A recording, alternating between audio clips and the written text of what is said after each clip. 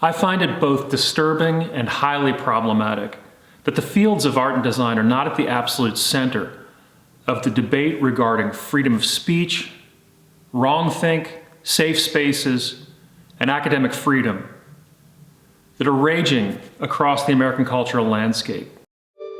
Fuck you and fuck the police!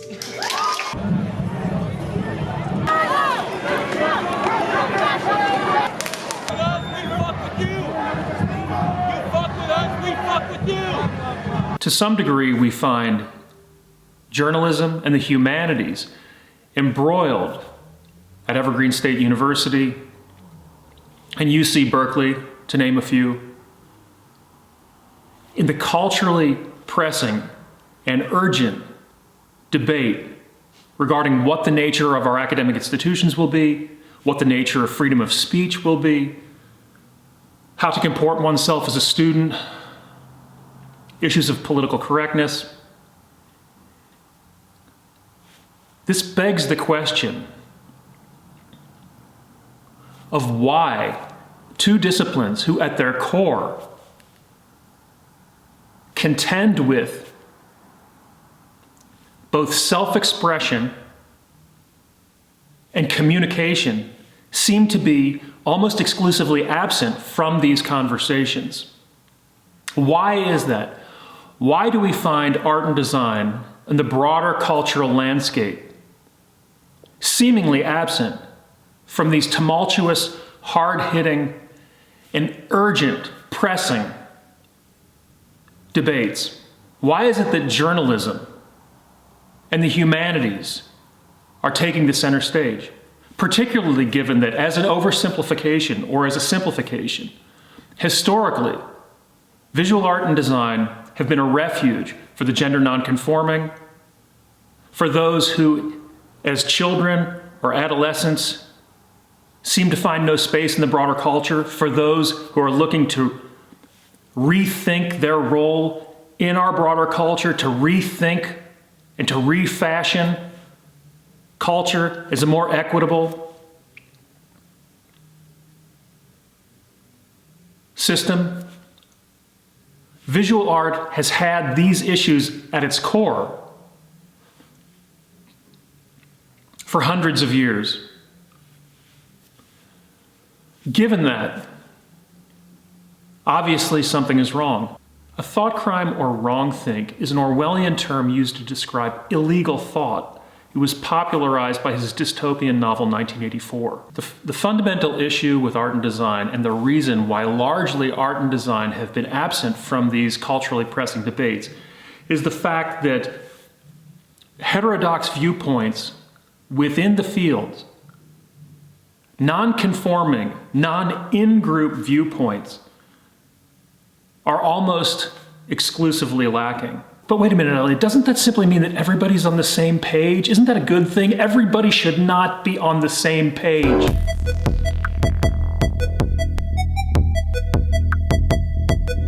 There's a homogeneity of thought. There's an orthodoxy. There's an in-group set of values. In both James Joyce's Portrait of the Artist as a Young Man and Chaim Patak's My Name is Asher Lev, we find two novels that lay a case, that lay out a position for the artist, that establishes art, artistic practice, the artistic disciplines, as a safe space, not for human emotion, not for the way that we feel, but rather for dangerous ideas. In both of these novels, we see the role of the artist, and more importantly, the role of art, as a kind of test bed, as a test bed for dangerous ideas, ideas that fall outside of orthodox behavior and the orthodoxy of the culture in which they're situated.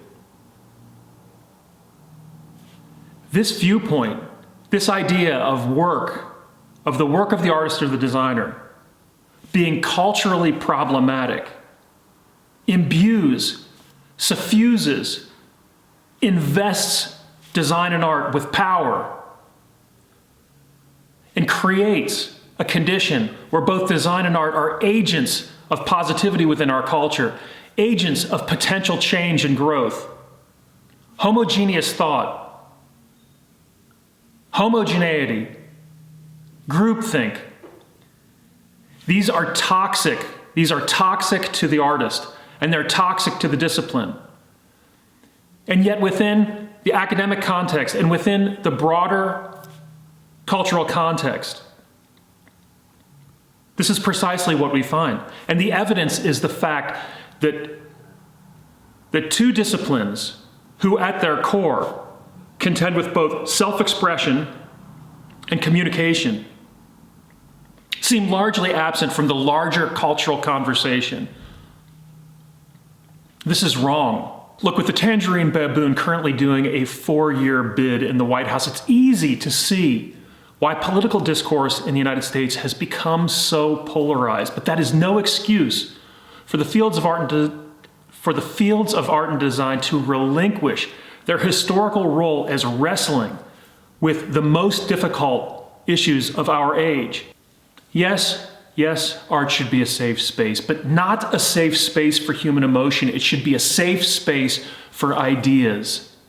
Art is thought made manifest in material.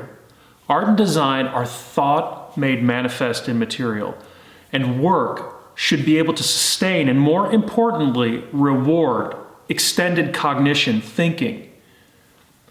Pieces of art and design are a form of embodied cognition or extended cognition, extended thinking, thinking made manifest.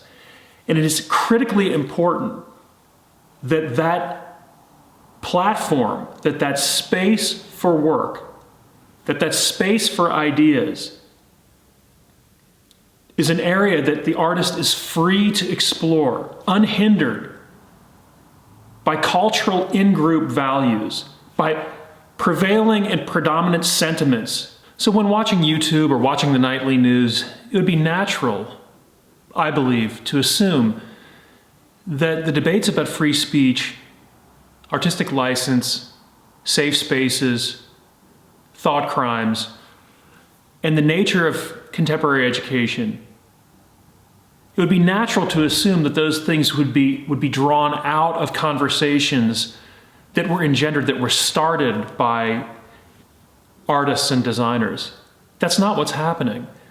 What's happening is it's being engendered, it's being touched off, it's being started through issues of journalistic integrity, as well as the many areas in our culture where the humanities are rubbing up against science, technology, and math, the STEM disciplines. Again, I think that the simple fact that it is not primarily visual art and design that is at the center of these conversations really does beg a powerful set of questions. And the question is, why is that? Particularly given, as we discussed, that the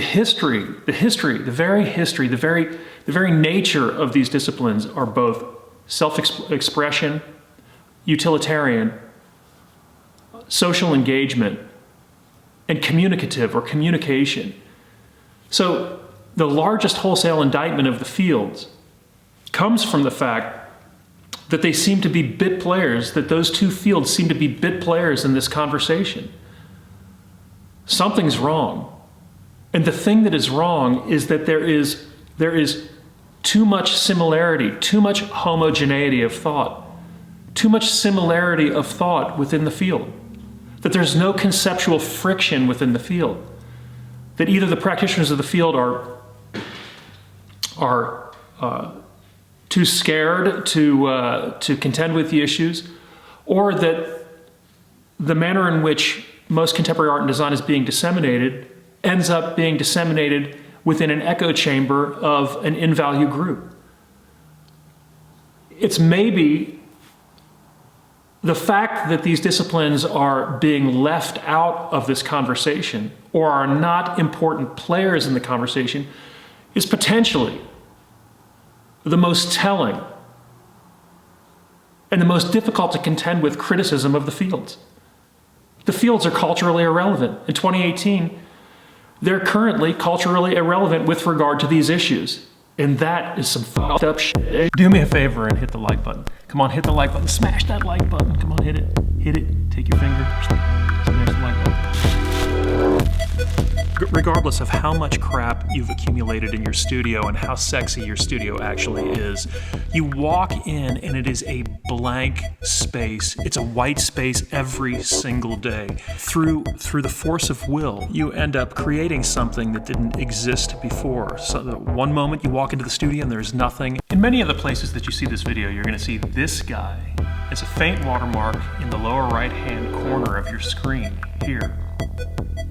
If you click on that, you'll be subscribed to the channel. Now, subscriptions don't mean that you necessarily need to watch every single video, although that would be ideal.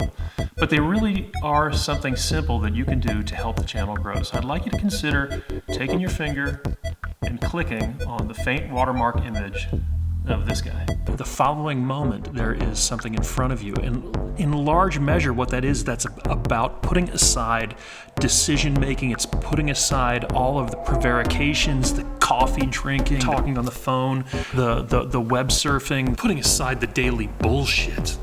And focusing the life force, focusing the energy, the conceptual energy, and manifesting in material one's history. So much of the task is about putting aside non-essential things and getting to work. The artist is they who stands with one foot in the darkness and one foot in the light, giving form to the formless and names to the nameless. Your history and your dedication to your craft and discipline is what sustains and propels the work forward. Without a sustained exploration and without discipline, we are animals. The self-discipline to walk into the studio each day and to push through the force of will the work forward.